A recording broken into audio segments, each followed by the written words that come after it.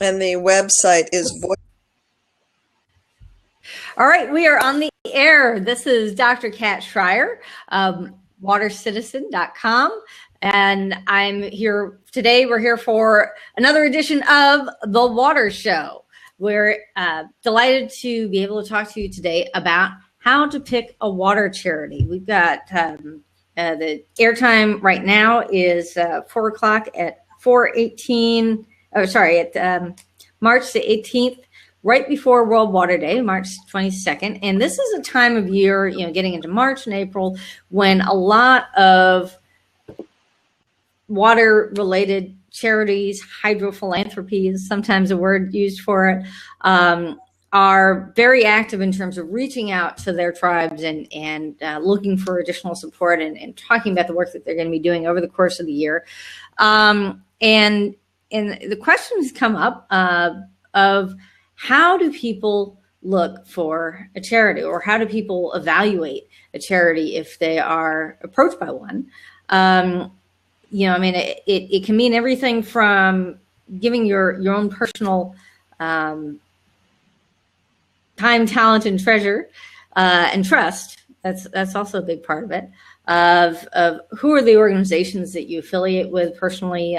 Who do you listen to when making decisions? Who do you want to support? And how do you know that it's an organization? There have been stories in the news of different organizations that collected money and didn't work out. And also really thinking about putting your own time into different water charities, whether it's at the local level or charities that work around the world. We have with us two very special guests today. We're really excited about this. One is from one of my favorite organizations called the Center for Affordable Water and Sanitation Technology. Olivier Mills has been with them for quite some time. He's going to tell us a little more about his experience.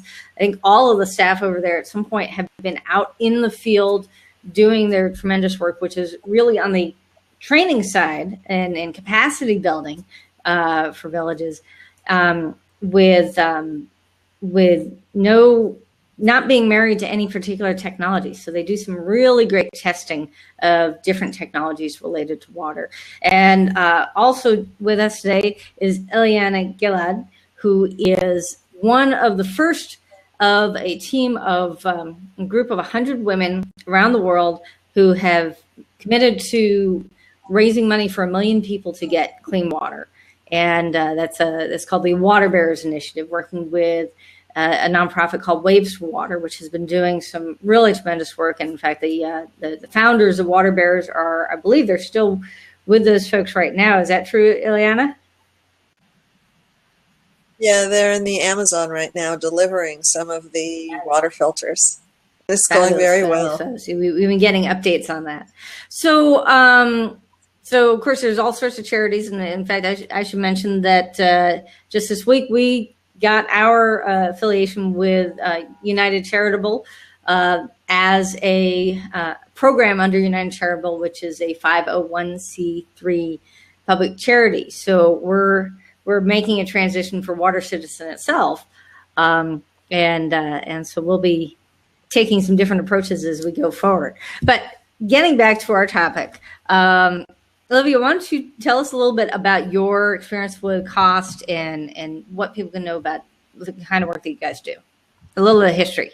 Yeah, thanks, Kat. It's really a pleasure to be on this show. I'm really excited to chat about this topic, which is in the mind of many, and a lot of the organizations we work with, also want to know what people think about them and how they can get more support in the actions they do.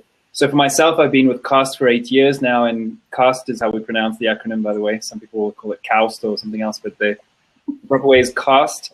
So we focus on training and technical support. So we don't actually distribute technology per se around water treatment. We actually train others to do it. And that's something that attracted me 8 years ago, because I spent most of my time in Africa, on projects, delivering water solutions. And one of the biggest gaps that I had seen was the lack of skill and knowledge that resided locally to sustain those technologies and make sure they continue working. And so that's really what attracted me to join this organization. And we are somewhat unique in what we do. and hopefully complementary, because there is still a big gap in knowledge and skills around. And really, it was, you know, and I used to live up in Calgary, where CAWST is based, and founded by a former oil company executive who as I remember the story, Camille Dow Baker, her kids kind of guilted her into. She was trying to lecture her kids about, you know, stop complaining about the world. If you're not happy about things, go do something about it. They're like, Mom, what are you doing about it? So yeah. She sort of went back to school for a master's in sustainable development. Is that right? Yeah, no, she did. She did a master's, and it started off actually with the idea that if you can disseminate knowledge about certain technologies, and she picked one in particular, but now we really cover multiple technologies. And in that case, it was the biosand filter, and looked at how you could make a simple technology available in the hands of communities to give them the power to treat their water and therefore have better health. And that was the theory. It was more than just doing, actually, you know, managing the filter that somebody else brought in. They were actually building it. They were developing little microeconomies around who was selling them, who was, you know, how they managed trades of labor for your own filter kind of thing. Yeah, there's a lot of elements to, I think sometimes we simplify the challenge and we think, well, if you just provide a technology, it's good enough. I think the technology is one short part of the puzzle. A lot resides in how you train the users. How do you make sure that, you know, there's consistent and continued use of that technology by the user? And that's all part of the bigger picture on success when we look at helping people access technologies to treat drinking water. Yeah. So, so tell us a little bit, you know, how CAWST really branched out to becoming sort of this technology neutral or testing all sorts of technologies. There's really quite a great research capacity up there. No, it is. I mean, we've grown a lot, and, you know, our end goal is to support what we call our clients, and our client could be a small, you know, nonprofit organization in the community. It could be a large international non-governmental organization. It could be a government. And we've always had that focus to help those organizations implement solutions locally. So we started off in a few countries, 2 or 3 countries. Now we've got impact in over 170 countries. We work with nearly 1,000 organizations. And that's actually given us a lot of visibility on what's going on the ground. And that helps us understand. I always take this one example where they'll focus on, I'll hear from a client, let's take Haiti, for example, not to name anyone, but they'll say, oh, those filters don't work. They'll say, no, ceramic filters or whatever. They'll pick a name, basically.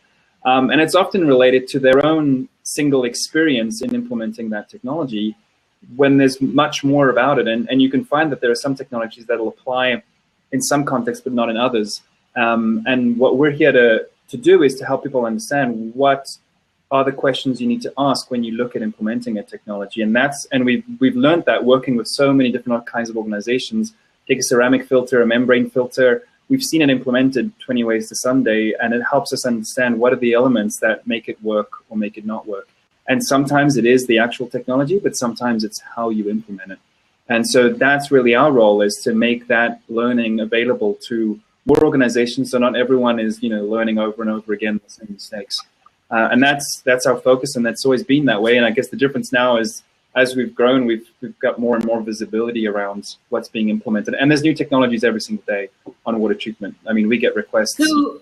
So walk us through a little bit. What are some of the questions that, and I guess this is more questions from the perspective of a charity that is considering implementing, or an agency that is considering implementing, or a locality, a town, a village that's considered implementing a different charity or a different, different technology. So what kind of questions would they want to look Well, the first reflex is often, and you'll find this out there, and we don't like that approach, which is the advantages and disadvantages of a technology.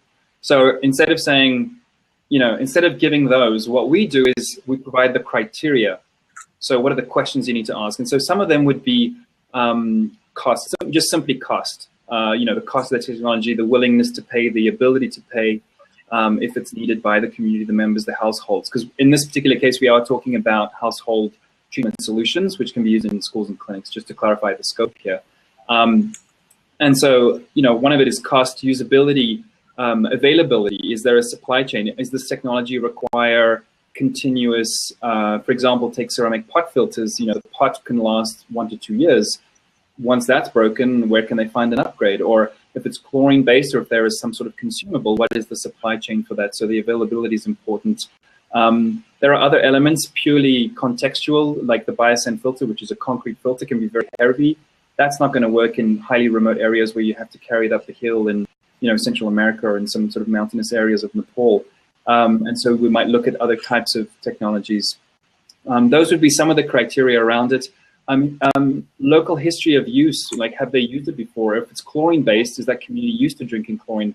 Some places like in Ethiopia, in some rural Ethiopian areas, if it doesn't taste like chlorine, they're scared because they got so conditioned on chlorine means good. In other areas, the chlorine taste is just pushes people away completely. So again, how is the in terms of the suitability for the local population? Those are some of the criteria we would guide our clients on. Now, there's been quite a lot of work from groups like Water for People and some of the hydrophilanthropy faculty and student experiential learning type programs through universities, looking at not just the technology but also the approach and the cultural, sociological considerations of one of the stories that I would think of is the town where drinking water was supplied to the homes, and the women didn't want to use it because they liked going to the well and getting away from their husbands, and but how to approach understand the culture that has surrounded water in a given area, in a given community, and how to integrate the community members in their own decision making, in their own testing of the technology. I've been racking my brain for the name of the faculty member who had I think he used to be at Northwestern. He was an award winner for National Groundwater Association. If anyone sees this and can email me, I would love to remember his name. But that they were talking about taking these groundwater meters and having the local kids just bang at them with rocks and throw them against the wall and do whatever they could to destroy them to try to come up with durability, technology, but really incorporating the local population in being part of that process. Right. Well, and for us, I think again part of our approach to who do we work with, because for us, we subsidize our services, we train people. Sometimes they pay, sometimes they don't. And for us, it's important that they have impact. So actually, the people we choose to train is very important because we measure our success based on their impact. So what we found that has worked when we work with organizations who are implementing locally is how much have they been around? How much do they truly understand what's going on? There's a lot of, I think, good intentions around wanting to bring water solutions in a location, but unless you can truly partner or be with an organization or a group of people individually, locally, very locally, the probability of success could be limited because there's just some inherent realities that you cannot learn by being there for a month or two. You've got to be ingrained in that. And so part of our sort of motto is really making the knowledge and skills reside locally is absolutely critical to the sustainability of the impact of something. And I think that goes to the question when you look at implementing solutions is how long.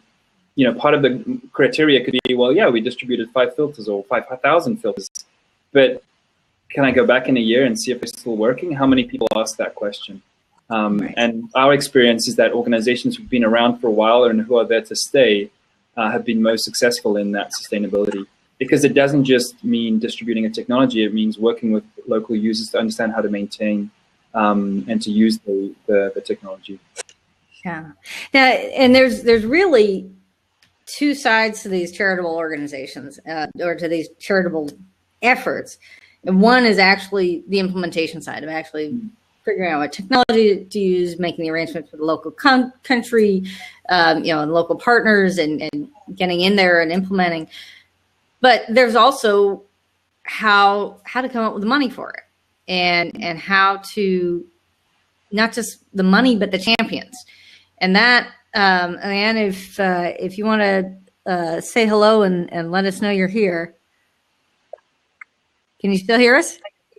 Yeah, I'm here. Eliana's camera didn't work. Yeah, I can. really, really enjoyed. Oops. Can you It's hear a me? little choppy. It's a little choppy. If you want to get Yeah. close How about now? possible Is that to, okay? yep. So, okay. Great. If you can let us know, so tell us a bit about how you got involved with water bearers and you know, I guess we can both sort of share what we know of you know, the founding of water bearers and how that all came about. Sure, sure. I became involved with water bearers. I've known Sprite. Sprite is a dear friend of mine. We met 10 years ago when she was working on another project, Feed 333, with a goal of feeding 33 million in 30 days, or 3 million in 33 days. And we got to, I think, 1.7, and I was part of that project. And it went very, very well. And we became very nicely connected and developed a friendship over the years. And so on a telephone conversation or Skype, one of these internet connections, she spoke to me about her idea with the water bearers. She said, I think it would be really great because of the aspect of women and ancient wisdom and the ancient feminine cultures. And so I love that you spoke about the wells. Yeah. When she said, I said, I'm in, I'm yes. And then there were a few months that, there wasn't the organization. And she spoke to me of the idea at its incubation stage. And the moment I heard it, I got goosebumps. And that's really the point when the issue of Yeah, go ahead. Feminine leadership and trusting. That you were both discussing from the from the physical manifestation, from the implementation point. But I find it really fascinating because I approach it from the incubation point and from the people leadership and the cultural aspect and the sustainability from the actual how is the community going to use it and respecting and honoring and learning from what these ancient cultures really have to offer us in the modern world today. I think it's such a fabulous opportunity that we have in the world with our physical technology we have in the West and the ancient technologies that are still, they're disappearing, but they are still there in the Eastern world. Oh, I think the sound just cut out again. Did I answer your question? I think, yeah, can you hear me? Got the gist of it. Yeah, if you can find I don't know if you can get a little closer to your modem or anything that, if that might help. It's so funny because it was just fine until we started speaking. I was hearing you fine, but I trust that. I trust that. Absolutely, we got the talking about the the connection of women and the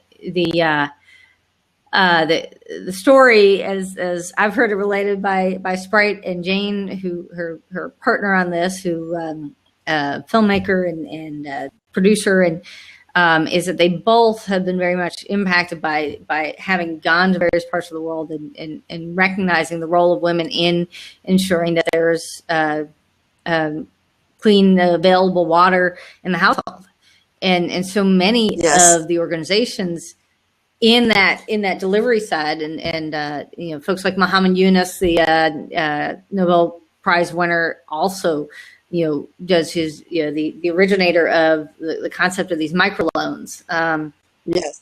Worked with women that once women within a community were economically stable and had some of those basic needs met for themselves and for their families, so that they could spend time on other things besides just trying to find water and basic needs. But I think this is really the first effort, and this is one of the things that sort of drew me to the water bearers, is that the people who are champions of it are themselves women. And I mean, it often tends to happen that that the leadership in a lot of these organizations that are doing the fundraising are women, but in this case, it Well, was deliberately looking for women leaders to champion the fundraising efforts and build teams and that sort of thing. yeah, what I find really interesting when I was listening to the both of you speaking, the aspect of Sorry, you were you're cutting in speaking and out. about what What CAWST might does. work, Lana, if you want to type your questions or type your responses in the bottom, and then I can. I'm much better verbally than I am. Can you hear It me is kind of now? cutting it out.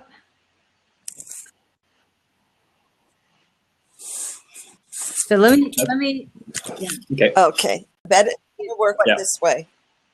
This is better. Oh, yeah. Would you? Yes. Okay. Okay. I just turned towards the window, There you go. Okay. which is great. That's the benefit of not having the camera. If we had the camera, it would not be good against the window, but Great. for the reception, it's wonderful. So what I wanted to say is that, wait, you're cutting. I see you're frozen again. Can you hear me? Yeah. You're cutting. Can you hear me? Yeah. Can you hear? So we're cutting in and out again. Yes, I hear you. We're just going, well, that's part of feminine leadership. Isn't that just what happens with the technologies, that you think everything goes just fine, you get it all planned out, and then you get into you get to the local place and you're with the organizers, and it is never what you think it was going to be, and it never flows smoothly like the water. And that is so much the importance of why feminine technology and feminine leadership and feminine wisdom and feminine voice is so important in this, because this advancement of our new technologies that are so important, that can solve so many of our problems, have absolutely that the humans who have developed the modern technologies have so much to learn about the human ancient technology. It's critical. You cannot have one without the other, because what good is all of this technology and bringing it to places that are in need of it when there's no understanding of the way in which those people live? It's critical, and that organic and holistic picture needs to be taken into consideration. And I found it really wonderful to listen to the both of you discussing that very thing. And where I'm coming from, where I've seen this so much over the last 25 years, is that I lived for 20 plus years in Israel, where and this ancient feminine wisdom and healing music institute, what does that have to do with water? Well, actually everything. When we look at the wider, broader perspective of leadership, because in pre-biblical times, we're talking about thousands of years ago, the notion of, the use of sound and rhythm were used as natural healing, transformation, and feminine leadership tools. And I've spent the last 25 years and 60,000 plus hours dedicated to this. That's what brought me to Israel and what I was doing there. And those who practice this, their names are, for example, the prophetess Miriam, who is Moses' sister. Her name actually means from the waters.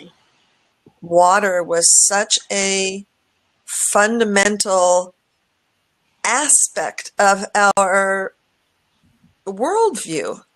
And it's a difficult thing to speak of, because we live in a cognitive world. And, we live, for the last 3,000 years, we've lived according to a masculine worldview. I'm not talking about men, women. I'm talking, masculine is cognitive, is intellectual. And that's been so important. It's enabled us to come up with these fabulous technologies.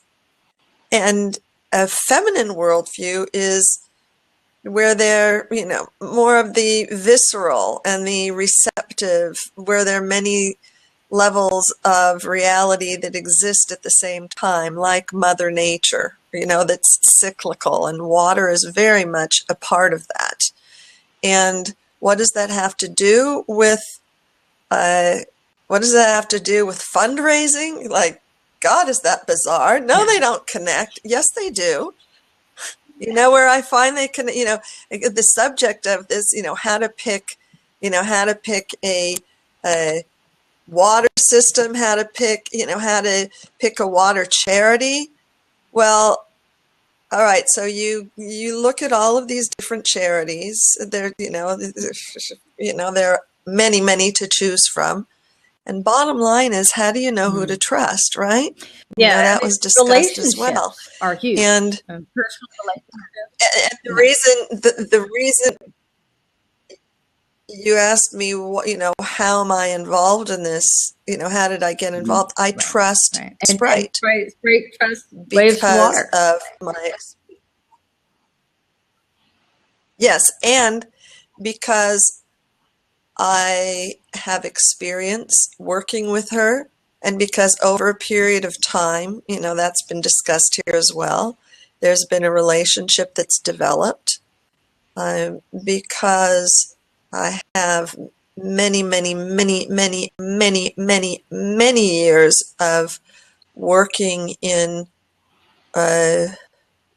various venues, from the United Nations, in working with different groups or implementing how, on the intercultural side. Prior to this work, my focus was in intercultural work and working with different cultural groups and countries to work together, to have clear communication that would facilitate whatever goal they were working towards. And really, there's communications skills. On the one hand, it can seem like fluff. The money's got to go into the work. The money's got to go into the technology and getting these systems out in the ground. And anything else is just kind of administrative overhead sort of stuff. But without communicating what is being done, without communicating with partners, without communicating with major donors, without communicating with donors in general, with letting people know what's going on, without reaching out to new donors,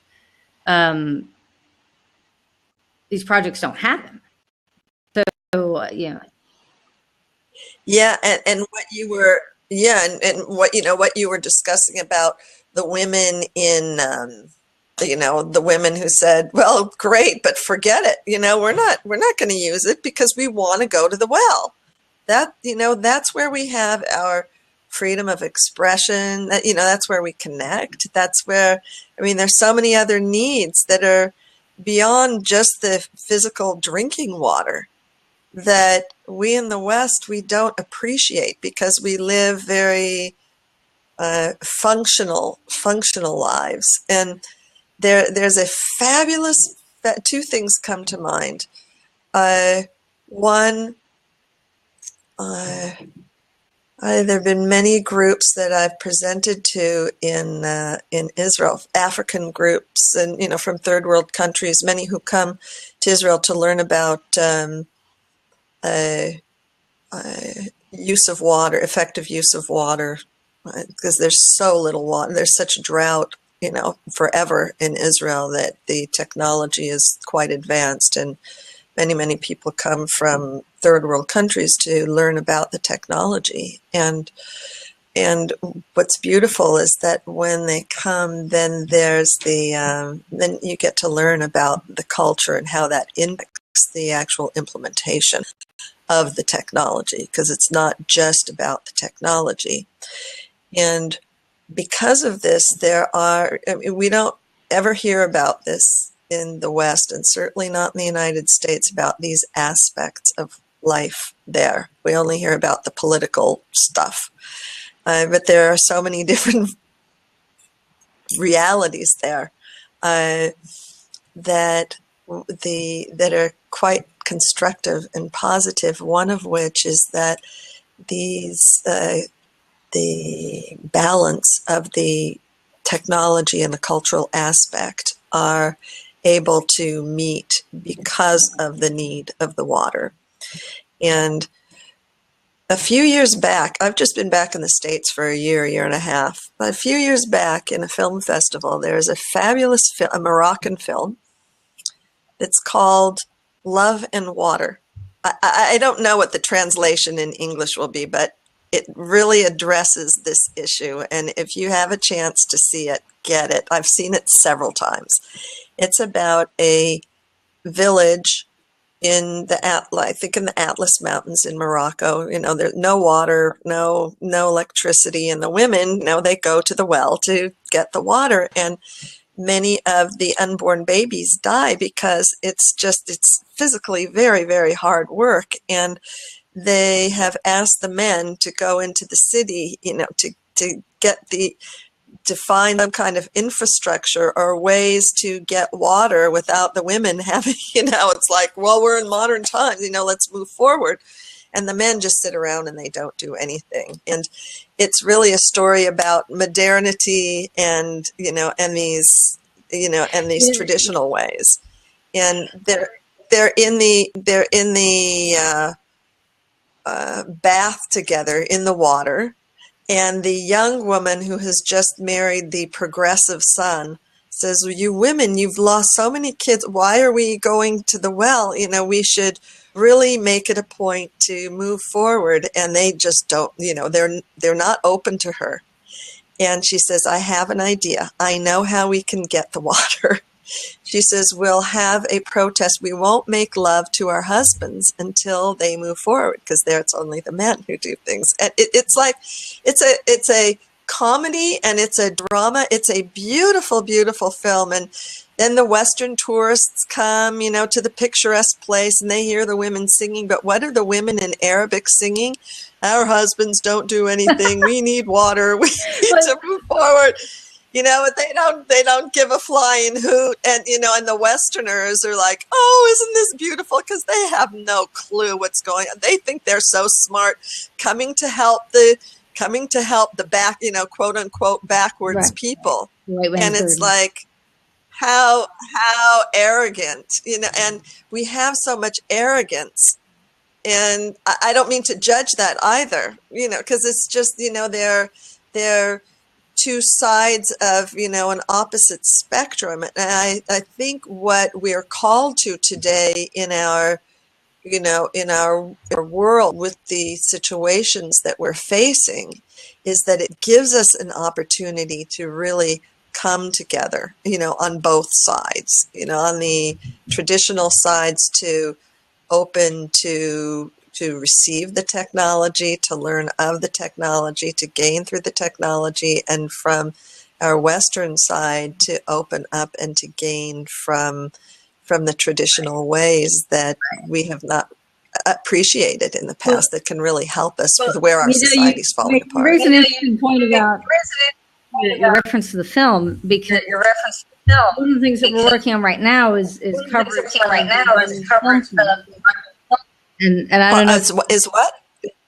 Sorry, I didn't hear you say that. You're breaking up now. All right. I think I'm going to mute you out for a second, because I think you've got your another screen open, so we got an echo. But you raised a point about film fest, about film and the use of film to capture stories, because.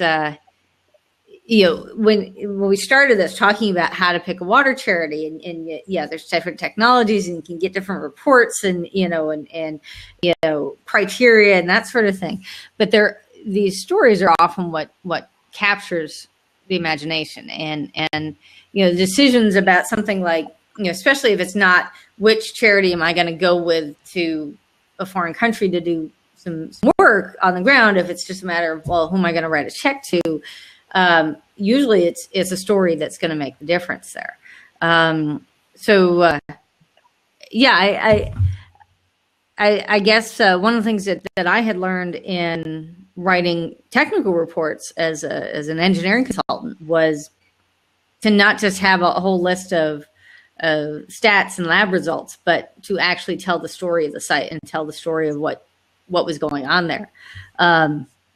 So I wanted to get back, Olivia, I wanted to get back to you and talk a little bit about, again, where can people get this kind of information? Where do they find out? What, and should it, when does it get to the point where somebody should be concerned and just not, do they just not give money at all and say, well, I looked online and therefore I did my scientific research and looked at somebody's website, or, at what point do you say, well, this is an organization that's doing some good.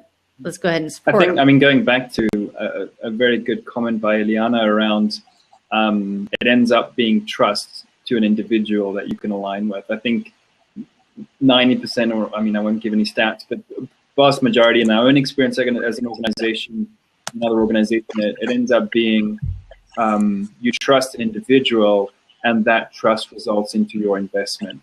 Especially for newer organizations that might not have impact that they can show, we tend to trust someone very well, and they say it's a good cause. Well, you trust them, so for you then believe it's a good cause. And I think that's an important part of, and because you are investing yourself into something, and it might not just be money, it could be intention, and it could be support in terms of volunteering or anything. So trust is absolutely critical, and it can be a good thing, I think. And going back to your messaging, sometimes it is important to take your own analysis on a situation and not just rely on that single relationship, because things can get blown up, and we see it. And I think the whole reason there's been so much movement around wanting to support the water cause globally is the recognition that there's something wrong, and there's a lot of energy, there's a lot of will, and there can be a lot of buzz around a certain approach, but is it truly the right approach? Is that approach sustainable? So there needs to be some, taking a step back and looking at, well, what is the bottom line? What is more important? And for us, and in our experience, and again, my own personal experience would be, is there evidence that their action is sustained? It's not about just that one moment everyone gets happy. There's a new well, there's a new X, there's whatever. What happens after that? We tend to be, especially in society today, it's sort of short-term gratification. It's instant gratification. We get involved in a cause, and we get involved sometimes during the moment of donation or during the moment of the event when we announce the results. I always recommend whoever asks me about who should I support, it's a journey that you want to be part of, and for us, the supporters that have come along our journey is important for us, that they walk with us as we have sustained impact. And that can apply, I think, to any organization, because there's a lot of projects that actually end up having a negative impact. There's initiatives that shouldn't have happened because once they cap the wells and they put hand pumps, the hand pumps break down, and the well is capped, the hand pump's broken, then they end up going to the ditch and drinking water that impacts their health and their children. So bottom line, it is, I think, impact. So criteria is impact. But then how do they measure impact? And everyone measures impact differently. Some might argue that impact is we've built 200 wells or we've distributed 5,000 filters. That is not impact. Impact is, sustained use and sustained access to safe drinking water, and the result on health, livelihood, empowerment. And we've seen it, and giving the example of, we were talking about providing a household with the ability to treat the water. The women in that household, who generally have the role in managing the health of everyone and in getting the water, is when she understands that she can take control over the health of their kids. And I've seen this personally in Haiti, training women in how to build filters, and then understanding is like, why was their sick? Why is their kid sick? Why is their kids keep having diarrhea? Why did she lose 3 kids in the last couple of years? Her understanding, wow, I can actually control that. That goes way beyond water. That, you know, that empowers an individual to have control over her life and not just the health of herself and her children. So going back to the question, you know, the criteria is, number one, I would argue, is impact. Can you assess impact of the organization you're thinking about supporting in any way? And how do they define impact? What is their metric? Is it truly, does it have that component of sustainability in it in terms of continued access to safe drinking water for the population? We look in terms of, I think, Diana, I think we get your a second screen open on your end. Here, I'm gonna have to mute you again. Sorry, I was getting an echo there, but looking at understanding that impact and you know, this idea behind communications, both in terms of, I mean, whose story do we get here? Is it the organization that goes out there that then picks which case studies they provide information on? And the same thing for how the people who are in the administrative end of these charities are getting the information out to potential donors. Has there been any, you know, with the advent of more availability of cell phones around the globe, that there's more cell phones than there are cars, or more cell phones than there are water bottles? I don't know. Are people who are the end users, are they actually getting a chance to communicate directly? And, you know, you had the old thing with the kids who would write a letter to the sponsor families. I mean, are people able to actually directly communicate what they're getting out of this and not just going through the organization? No, and I think that's what's so exciting about the current era of information. And there's a lot of initiatives that we've seen out there where what we call the end user, the beneficiary, call it whatever you want, is able to express and is connected. I mean, the number of our clients in the remote areas that are on Facebook are crazy. They use Facebook as a professional tool to ask us technical questions, which is quite odd, but we use it. We launched webinars, you know, last year, and when we tried a French one, we thought we'd get mostly France, Belgium, etc., maybe Quebec. We ended up getting people from Burkina Faso on the live connection.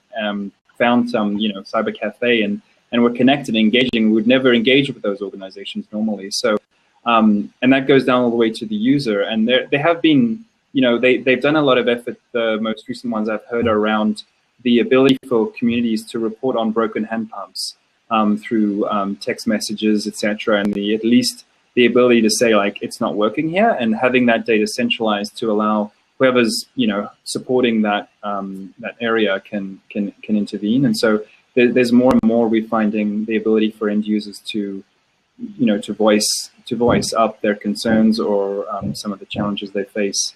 I think it's completely underutilized still, and you know, having a voice is one thing, and listening to it is another. And part of the challenge that we have now is have enough listeners to know, you know, truly what's going on. There's still a lot of top-down, not to stereotype sort of that concept, but there's still a lot of top-down decisions in terms of going back to a comment by Eliana around, I think it was ego, or there was another term used, but that we think we know what's right. And that there's still a lot of that out there. Now, the irony of that one I found even is that you can find even, you know, my experience in, I think it was Zambia, is working with some of the engineers, the urban engineers in Zambia, sorry, Uganda, wrong country. It was in Uganda. The urban engineers, their ability to actually truly understand even what happens in rural Uganda was not there. So it's not just this Western, you know,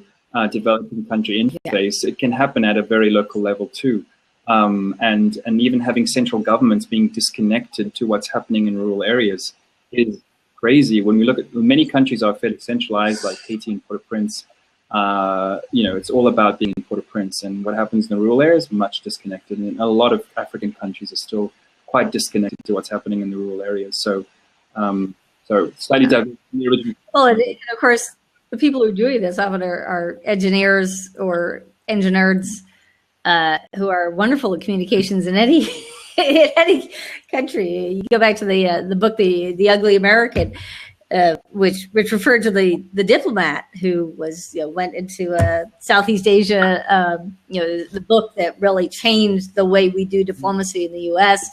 Of having someone go, have some cushy assignment in the embassy while not really understanding what's going on locally. But there was reference to an engineer that went out and actually connected with the local bike mechanic, and they came up with this bicycle-centered water pump. But in both cases, often the people who are focusing on, how does this thing work, and well, what's this do over here, don't necessarily have the best social skills in any technology. So you have that you've got the East-West, you've got the urban-rural, you've got the professional and, upper class, lower class. Within the country, you also have that right brain, left brain type thinking, that engineer and the promoter, the marketer, the communications person. And as someone who kind of switches brains, it has worked in both worlds. It's really interesting. I'm looking at Eliada's points. I turned off her mic. I'm going to see if we can get her back on without the echo to come back in. But she's saying, through the technology, the end user and the donor can connect. This is an important element tool. Let me see if we can get her back on. Diana, how's your sound? Go ahead and say something. Yeah, well, on my side, it was fine. Are you okay on your end? We can hear you a little choppy, but I'll try. But I don't have the echo this time, so. Yeah. Because on my end, it's fine if it's okay on your end. I love what you're speaking about, the issue of the social aspect and the sustainability and the continuity. There's two things that came up. One, really strikingly, with regards to engineers, and the second with regards to women. That before you said that you noticed that in the water technology, they're mostly women, or in the donor space, women. And I find that, and I'm wondering whether you do. This is my experience, but I'm really curious about both of your experiences, that on the issue of trust and deciding where to go or what to do, that on the aspect of the technological things and the achievement, that we're very, very strong, but there's a breakdown between what we reflect on the outside and then this kind of imposter syndrome, that deep down inside you don't trust yourself, that you think, oh my God, if people really knew, if they really knew how I'm feeling, oh God, I wouldn't even be here. And so that causes a lot of disconnect, because there's the basic personal disconnect.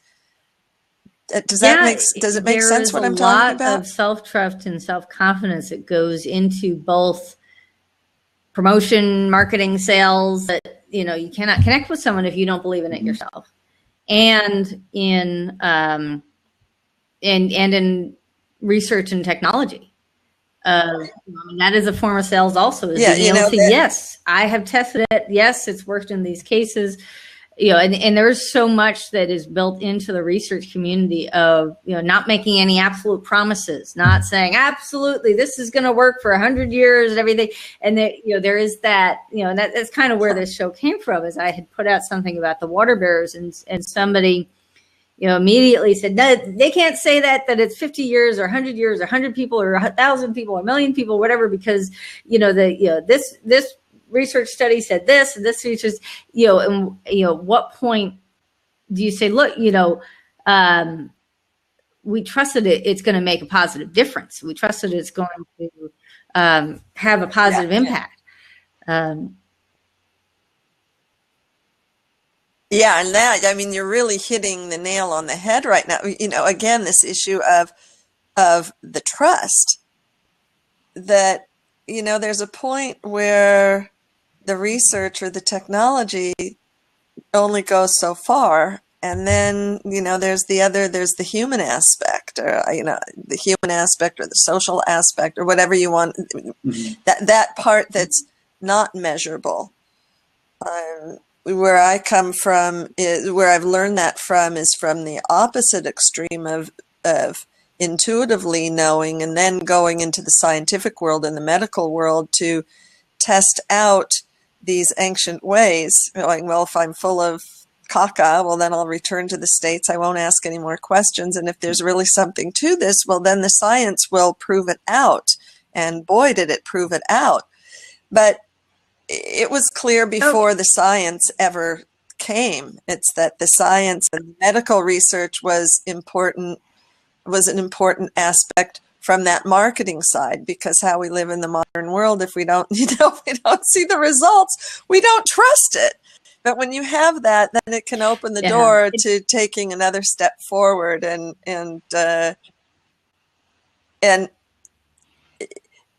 that's one thing. And the second thing is with regards to women in particular. Sorry. We're cutting it out again. But yeah, absolutely. You know, there's the trust in the technology. There's a trust in the relationships with an individual. Often that's why organizations team up with celebrities, that people feel they know them from seeing them on film and they trust them. There's trust that we can do some good in the world. And I think that's why that's the importance of the feminine leadership. And when I say feminine leadership, I really don't even mean necessarily women. You know, it's just that in women it's more pronounced. But the helpfulness of that is that there is more of a balance of intellect and visceral. And that's something, and that, if I can comment, as we connect. Go ahead. No, just that on that note, we face it every day. We face organizations who look for our support to, you know, they're interested in engaging in a community and supporting them by providing safe drinking water, or an existing in-country organization wants to take action. And the balance as well in the research, we have a small research department, or research learning department, we call it, because we don't like doing too much of the research. We let the universities do it. The balance we have around what we, you know, the introduction of great literature, or even just experiential learning that we have from our clients, and try and bring that up and bring it up to the researchers and say, you know, yes, it's not a controlled, it's not a controlled study, but there's valid elements in this. And also there is also a balance between, well, what is good enough, or what is too much, and, you know, is it okay to distribute technologies that don't treat water? Like technically there isn't, you know, it's not working. Is that ethical? Is that something that we can support? That needs to be asked too. And it's not just about getting attention, or it's not just about, what I'm saying is sort of that there is always going to be that balance between making sure we are looking at what would be more of the technical criteria, and ensuring that we are actually doing what we say we're doing, with the idea that, you know what, saying to, for example, in Bangladesh, use a sari cloth, fold it 7 times, it's not going to give you 99% reduction in bacteria, but it's going to reduce cholera by 50%, do it. Why would we ever stop teaching that? It's not the perfect solution. It's not a membrane filter or whatever, but you can teach it today. They can act on it within 10 seconds. So teach it. And so that might not comply with Cambodian standards or Bangladeshi standards of drinking water, but it will have an impact. So how do you balance those, that guidance in that direction around how, you know, between the purely technical and the and having a positive impact? Right, or that it's that progress. There was a film last night here at the Environmental Film Fest called "Good Things Await," with a farmer who was doing biodynamics in the Netherlands. In Denmark, and you sort of the gist of the film was, you know, showing these techniques. He was really bonding with the animals, and you know, understanding the cosmic connection between, you know, the sun and the planets, and the compost and the worms, and the work that the worms are doing in creating the compost that went into the plants, that went into the cows, and having having these inspectors come in and, started going down this checklist and pressing charges and whether he was going to lose his organic farming license and just, where, people come in and do a spot check and just, check for these different criteria. How do we capture these stories? How do we get these stories? How do we make these connections that, that's part of what we're trying to do here with Water Citizen and things like, the news site of capturing stories and here with the show of, rather than having me trying to do some interpretation of what I hear other people talking about, providing a platform here where people can interact more directly. And even though Blab is in a beta format and it's an imperfect technology, it is an opportunity to bring together, me here in DC and Eliana in LA and Olivier in Calgary, to be able to all come together. And I'm hoping that Eliana is about to come back on. But that's, really that's part of the objective of this show. So let me see if I can get her back on. Olivia, did you have any parting thoughts? I don't know how much we really answered a question from somebody who was coming here today expecting to know, the perfect answer of how do I pick? All right, I've got these 5 charities. They all want my money. What am I going to do? It really wasn't about that. It was just, talking about some of the things to look at. Really even more than just your money. But if you're looking to work in this arena, what are the things? Yeah, and I think, I do. Bottom line, I think we did. Well, I certainly felt I answered in terms of its bottom line. It is about impact and sustained impact of that organization. Do they have a track record? We talked about trust and who can we trust that, has been part of that and not ignoring that part of trust. Also looking at an organization, I think sometimes we differentiate too much between a non-profit and a for-profit, and why can't we look at a non-profit a little bit like a for-profit business and invest in it, see of it as an investment, and your return is not necessarily a product or profit, but your return is social impact. So let's look at that as well and say invest in them as they were a business and treat them like a business in what you look for in terms of bottom line. Do they have impact? How transparent are they in terms of what they communicate? Are they just telling nice, fluffy, beautiful stories of impact, or are they telling you, are they sharing their learnings with you? And that, I think, is sort of some of the criteria that I would always recommend to individuals. And then in terms of contributing, more than money, a lot of people, it's fascinating seeing how much energy, even in Calgary, or people who've never been abroad and they really want to support an organization. I think sometimes the first reflex is to want to go abroad and help locally. That can be a challenge because, as we like to say, if you're not good at it here, you won't be good at it there. And not all skills are transferable. So there's probably a ton you can do here in terms of helping a head office of an organization, or maybe talking about the issue. How many people aren't aware of the issue of water? You don't have to go there and build a well to help people get safe water. So that's sort of something I want to make sure that there is always an opportunity to help, even here at home, be it in the US, Canada, or Europe, wherever you are. You don't have to go overseas to serve. Yeah, I think that's an excellent point in that is exactly why I was so attracted to the water bearers, is that it wasn't just about giving us your money and then we're going to go take it somewhere else. This was giving an opportunity for people like Eliana, for people like myself, who aren't going to be traveling over there. And frankly, the money that would go into a plane ticket and the trip and the, everything else could instead be put directly into someone who's going to do some good with it, versus the role that we can have here on the home front. And Eliana, I think you agree. This has been an opportunity to be a spokesperson on behalf of the organization, to have a level of involvement that goes beyond just making a donation. And also, what I also love about it, and why I chose to be part of it, is that it was an opportunity to be a part of something larger that's invested in the larger good, that doesn't have to do with me personally. And I'm finding that very, very helpful, very satisfying and fulfilling. Mm-hmm. And that, when the daily frustrations, of whatever come up, I think about it.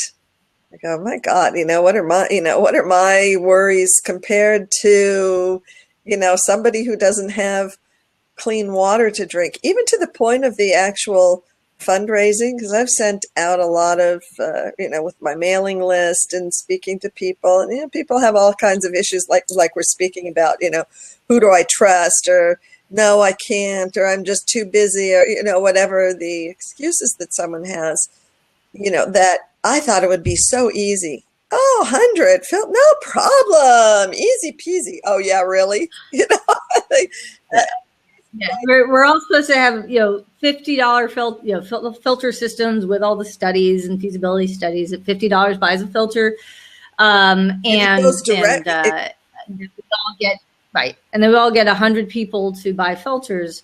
That was the original premise. I thought, great, what a wonderful thing, and that the waves for water, they go directly.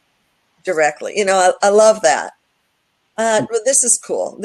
I don't know what's going to happen. I'm trusting this, just given, I'm trusting my gut. I want to be part of something larger. I want to be connected with people who are attuned to making a difference. And we'll see, we'll go with the flow, we'll see what happens. And for me, I think that's the most important element here. That the growth and the expansion is not how much money. Of course, we've got our goals and, technical to get the things out, 1 million by World Water Day. Yet that's not realistically happening at this point. But so what? That's not the point. The point is, like you were saying about, in, where was it, Cambodia, or do we wait until we've got the perfect system?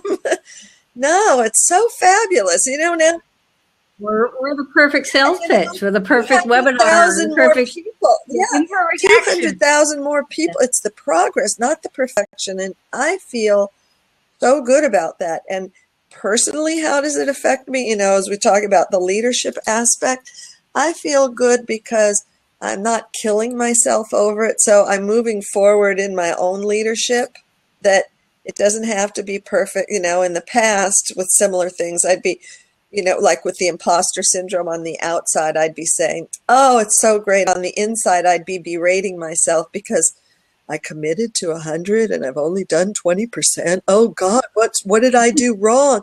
What do I need to do more?